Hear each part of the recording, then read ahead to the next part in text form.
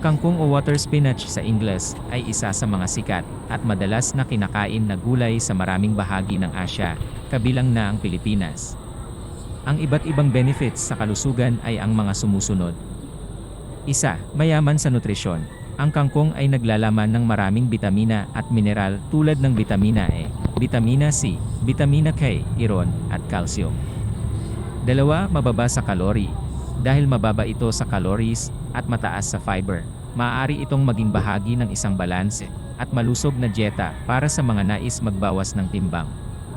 Tatlo, mayaman sa antioxidants. Ang mga antioxidants ay nakakatulong sa paglaban sa mga free radicals sa katawan na maaaring maging sanhi ng sira-sira sa mga cell at maaari ring maging sanhi ng iba't ibang sakit.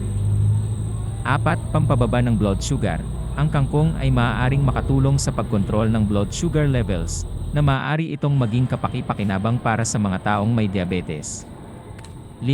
Makatulong sa digestion. Dahil sa mataas nitong fiber content, maaari itong makatulong sa pagpapabuti ng digestion at pag-iwas sa constipation. 6. Suporta sa bone health.